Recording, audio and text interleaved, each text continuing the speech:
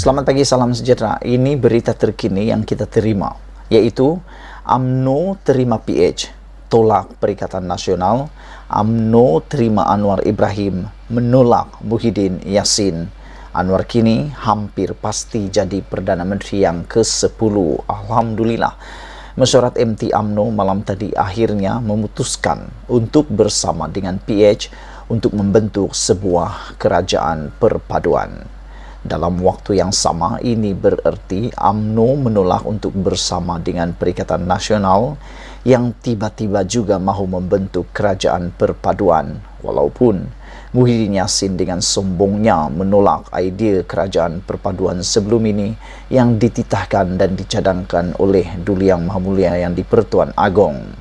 Dengan keputusan itu, MT UMNO itu pembentukan kerajaan perpaduan sebagaimana yang dititahkan oleh yang di-Pertuan Agong hanya selangkah saja lagi daripada menjadi kenyataan. Muhyiddin bagaimanapun menolak titah kerajaan perpaduan oleh Agong itu, manakala Anwar Ibrahim bagi pihak PH dengan lapang dada dan tangan terbuka menjunjung kasih titah tersebut. Berikut adalah keputusan mesyuarat MT UMNO malam tadi.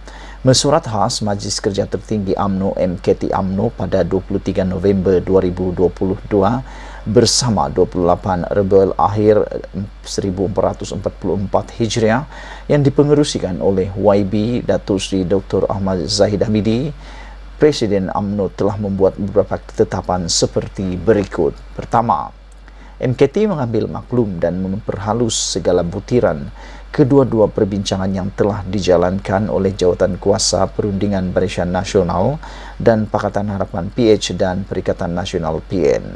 MKT secara sebulat suara memutuskan untuk menyokong dan menjunjung titah ke bawah Duli Yang Maha Mulia Seri Paduka Baginda yang di-Pertuan Agong supaya Barisan Nasional menyokong dan mengambil bahagian dalam kerajaan perpaduan yang bukan diterajui oleh Perikatan Nasional bagi memastikan sebuah kerajaan yang stabil dan makmur dapat dibentuk.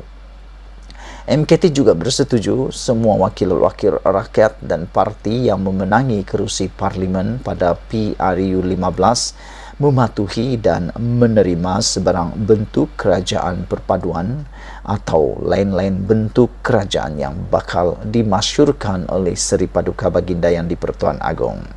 MKT memperkukuhkan sokongan kepada Yang Berhormat Datuk Seri Ahmad Zahid Hamidi, Presiden UMNO untuk terus kekal menerjui sebagai pengerusi Barisan Nasional dan sebulat suara menyokong beliau sebagai Presiden UMNO Malaysia. Dimaklumkan juga bahawa Perhimpunan Agung UMNO untuk tahun 2022 ini ialah pada 21 hingga 24 Disember 2022. Ditulis dan ditandatangani oleh Datuk Seri Ahmad Maslan, Setiausaha Agung UMNO 24 November. Saudara-saudara sekalian, keputusan MT UMNO malam itu bukan saja selaras dengan titah Agong, malah dengan sendirinya menjadikan kerajaan perpaduan PH plus BN sudah cukup majoriti untuk membentuk kerajaan. Dalam hal ini, hampir pasti Anwar adalah Perdana Menteri ke-10 bagi Malaysia. Pada pagi ini, Majlis Raja-Raja Melayu akan bermesyuarat dan dipercayai menerima pembentukan kerajaan perpaduan itu. Seterusnya, sama ada petang ini atau pagi esok, Anwar dijangka akan mengangkat sumpah sebagai Perdana Menteri di Istana Negara. Pembentukan kerajaan perpaduan yang ditunjangi PH dan BN ini adalah kerajaan yang mencakupi penyertaan semua kaum dan benar-benar menggambarkan wajah Malaysia yang sebenar. Rakyat Malaysia dengan ini boleh berbangga dan melangkah gagah bersama kerajaan ini untuk membina masa depan secara bersama, kecuali kelompok ekstremisme dan pelampau dengan kegemaran memainkan sentimen kaum dan agama yang terlampau yang akan terus meroyan dan tak tentu hala selepas ini. Namun, bersama GPS dan GRS yang dijangka turut menyertai kerajaan perpaduan selepas ini, wajah sebenar Malaysia akan lebih terselah dan mengukuh lagi. Harus kita sadar, era mendatang adalah era kepelbagaian dan kemajuan dengan prinsip menerima semua manusia tanpa mengira kaum dan agama sebagai rakan untuk membina negara. Asal saja saling sedia berkongsi, memberi dan menerima. Politik perkauman dan agama yang sempit dengan suka bermusuh dan menggelar yang buruk-buruk kepada mereka yang tidak sebulu mesti segera dicampakkan ke dalam tong sampah.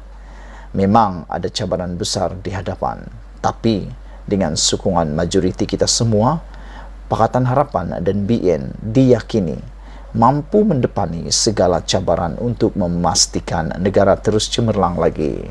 Saudara-saudara sekalian, aku setuju dengan tulisan Sahbudin ini apabila mengatakan UMNO terima PH tolak Perikatan Nasional, dan aku menambah UMNO menerima Anwar Ibrahim menolak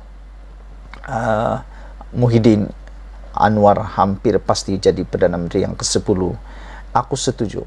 Ini adalah peluang Anwar, dan bukan sekadar peluang, tetapi dengan kesabaran, kebijaksanaan, dan juga kesungguhan Anwar Ibrahim, beliau pasti akan menjadi Perdana Menteri Malaysia untuk kali ini.